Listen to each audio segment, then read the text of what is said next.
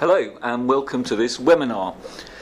This webinar is going to aim to do two different things really. Firstly, it's a short summary of the topics that we covered during the Charity Audit Committee seminar that we run in November. And secondly, it's really to give you a taster to tempt you along perhaps to that event as it runs every year in Trustee Week. Of course, on that event we look at the subjects in much greater detail. Today we're really going to skip over a lot of those subjects just to give you a feel for them. And as I'm doing most of the talking, I perhaps ought to introduce myself. I'm Bawtree. I head up the Charities team here at BDO and have been working in the sector and with CFG for the last 20 years or so. So, there are three topics that we're going to be looking at when we talk about audit committees. We're going to be talking about the theory, about why you should have one in the first place. Then we're going to have a look at what they should do, thinking about the practicalities. And then finally, perhaps quite briefly, we'll have a think about what audit committees are engaging with right now, or at least what they should be engaging with right now. So to start off, why do we need an audit committee? Now, just a quick glance at that slide should tell you something about what's going on in the corporate world of governance. I guess every single one of those logos that you're looking at now will bring to mind some corporate disaster, some sort of failure, some sort of problem in the corporate world. And at BDO, we quite firmly believe that a strongly constituted functioning audit committee can help in deal with a lot of the problems that we see illustrated on this slide. Let me just give you two examples straight away. Tesco's, if you were to look at the Tesco's annual report, when the problems first started coming out about the treatment of income and suppliers, you will see the interaction quite clearly set out between the audit committee and the auditors, and about how that risk was addressed.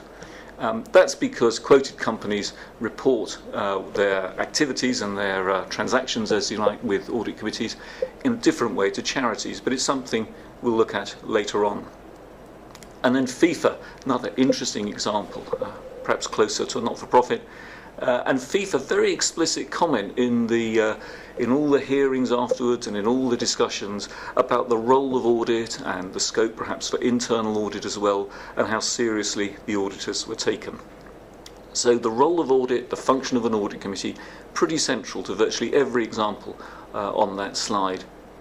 And of course they're just corporate examples.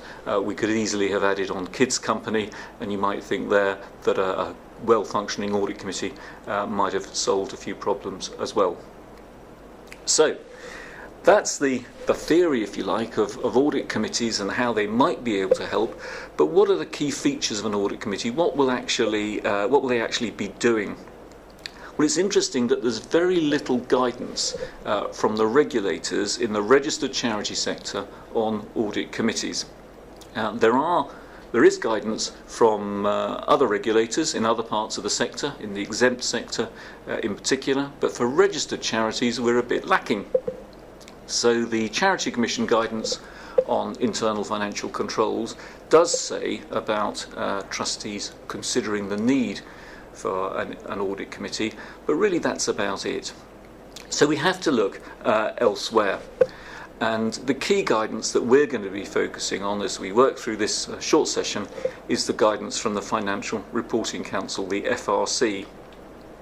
And one important caveat that they put at the beginning of their guidance, which again will be a theme that works through our session now, is whether or not audit committees include risk within their terms of reference. And we will keep coming back to that, and that's a fairly fundamental thing that any organisation needs to work out. Who is looking at risk? Is it the audit committee? Is it a separate committee? Or is it the trustees?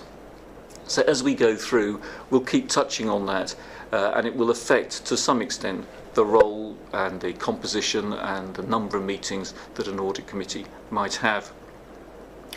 But putting that to one side, what are the key things that the Financial Reporting Council draw out? Well, they talk about independence. I think independence in charities is a big topic. It's more complicated than perhaps in corporates because of the role of trustees and the voluntary nature of trusteeship, and different organisations will have different approaches. But the ability for the Audit Committee to be independent of the trustees, of the people approving the accounts especially, is important, and one that needs a bit of attention. The FRC point out that the Audit Committee's role is to focus on governance. It's not to get into the nitty-gritty. It's not to get into the accounts details and the performance of the organisation. It's very much looking at a high level and keeping clear of the detail. Of course, a lot of an Audit Committee's role is, well, the clue's in the title. It's to do with the auditors. If you have internal auditors, it will be working with them, but of course most charities will have external audit, and therefore a key part of the relationship will be between the Audit Committee and the external auditors. And you'll see from that it's quite a broad remit. Audit Committee is not just about finance. It will be considering probably the risk and the control systems running right across the organisation. And it needs to be able to go wherever it wants to look at the governance and the controls within a charity. And alongside that, finally, the FRC make it pretty clear that an Audit Committee should be tough. It should be robust. I was speaking to a chief executive the other day about whether he enjoyed the audit committees, and he looked a bit shaken at even the thought of enjoying them, but he said he did appreciate the rigour that was brought to the process.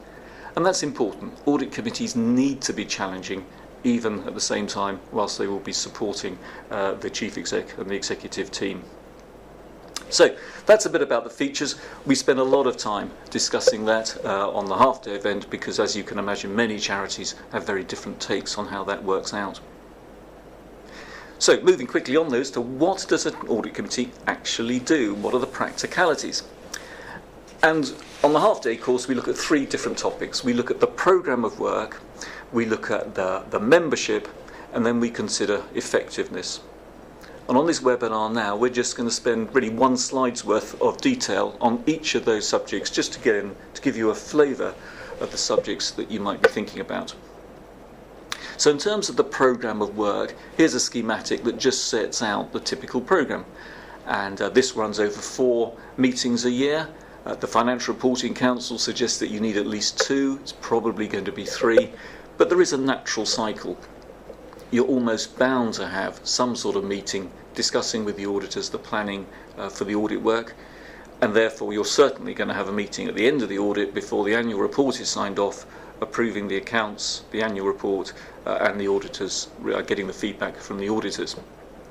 The chances are you will need another meeting, especially if you've got risk within your terms of reference, looking at the risk assurance for the year, and many other audit committees would probably say, well, let's make it quarterly, it keeps us up to date, again especially if you've got internal audit within your remit.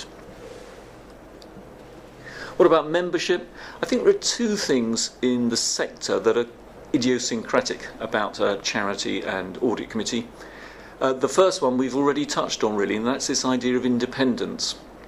I'm an independent chair of a charity audit committee. I think that works quite well. Some organisations would say, no, we need our audit committee to be much more closely allied to the trustees and have more interaction.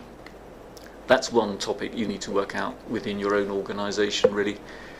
So independence is one issue, but the balance to that, and it's a difficult one in charities, is this idea of the audit committee acting as a skilled resource.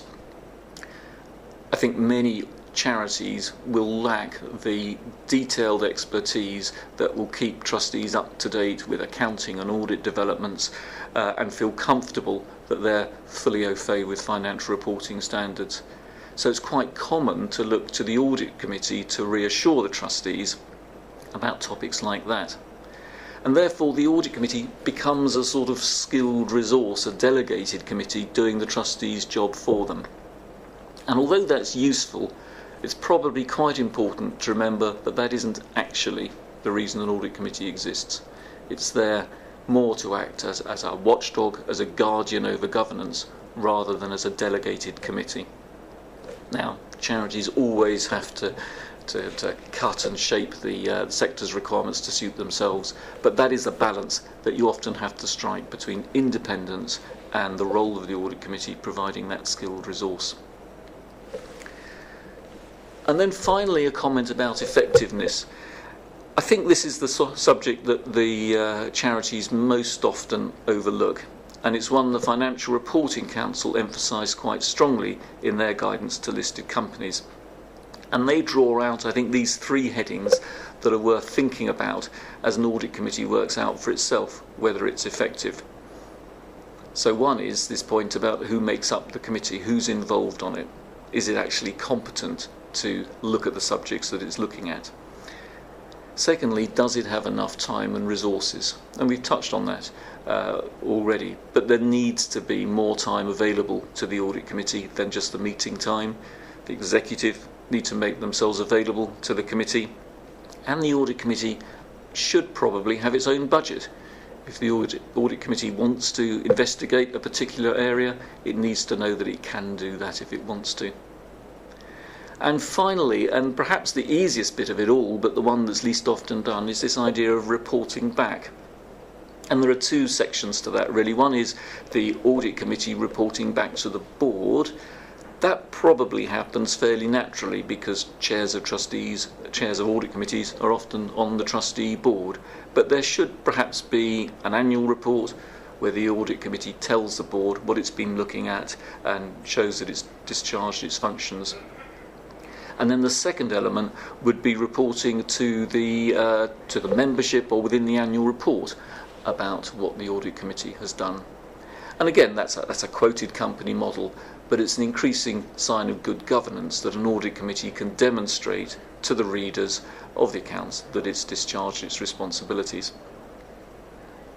So that's effectiveness, and that really moves us on from looking at the theory of why you have an audit committee to some of the practicalities to what are the hot topics at the moment. What are we expecting audit committees to be engaged with? And I'm an accountant, so I suppose I'm bound to focus on the financial aspects. Clearly, within your own organisation, there will be all sorts of sector-specific issues for yourselves, depending on which part of the sector that you are operating in. But these are the ones that certainly I would expect an audit committee to be thinking about. And I started off by mentioning Kids Company, and you can't get away from Kids Company. So firstly, I would certainly expect an audit committee, if it hasn't done so already, to have really quite formally reflected on what came out of the PACAC report on Kids Company. And you'll see on the slide that the final report drew out lessons for government, for regulators, for trustees, and for professional firms. And the top two are working through into new developments for the sector. Trustees, there are lessons to learn directly for trustees and indeed audit committees, and it's affected their dealings and their interaction with their auditors too. So it's those last two that we're going to just pick up on. Having said that, the first one is actually more to do with the fallout from Kids Company and the effect on public confidence in charities. And you'll have seen that the Charity Commission last annual report reported this quite significant drop in public confidence in charities, and that was partly through to what we'd seen in the press around Kids Company, but also because of so much bad press around all sorts of areas, including fundraising in particular. So one key point I'd expect audit committees to be looking at is the new fundraising regime. It doesn't just affect the traditional tin-rattling charities. It probably affects any organisation that raises any money outside trading operations. And so you'd expect an audit committee to be thinking through what the implications of the new regime are and making sure that they were content that there were systems controlling their fundraising activities, whatever they might be. So the area that I was touching on earlier that's more directly coming out of the regulatory regime that affects audit committees is what's going on with reporting developments. And you've got here a whole list of items that are happening at the moment or in progress, which depending on your year end will affect what you need to be thinking about. So in terms of your annual report and accounts, we've got a bulletin that came out at the beginning of the year that affected how accounts are put together for forthcoming years. We've had new example accounts produced by the Charity Commission and by the Oscar. We are due some sort of information sheet informing what our accounts should, how they should be changing for the coming year. We have, of course, had the Charities Act 2016, which also has a new disclosure in it for fundraising charities in annual reports. And there's this big exercise going on what the SORP should look like for coming years. And if we were to go through that in detail, you would see quite a few clues and tips as to what future reporting might look like, especially in narrative, which you might want to early adopt. There's no reason not to. That's reporting. Audit is changing as well. Right now we're going through a review of when the auditor should whistleblow under the Charities Act requirement to report direct to a regulator. There will be new style audit reports coming out over the next year. In fact, they're going to be changed twice over the next year. And actually the practice though that governs charity audit is also up for revision too. So audit committees should be keeping an eye on those developments. And then tangential to that, but something to be aware of, is the serious incident regime, where trustees have their own responsibilities to report to the Charity Commission, but we would expect, I think, audit committees to be aware of how that was changing, when a report should go to the regulator, and indeed how you should interact with your auditors around that issue if it arose. So that's it really. On the full half-day course we spend a lot more time discussing those topics. There's plenty of space for people who come along to share what they do in their organisations, and we probably spend that pretty equally over those three topics of the theory of why you need an audit committee in the first place, some of the practicalities of actually making an audit committee work, and finally looking at what the issues are that are engaging audit committees at the moment. Certainly, if you've got any further questions about this and the topics we've covered, do get in touch with CFG, contact myself, the details are there, and we look forward to seeing you on the next course. Thank you.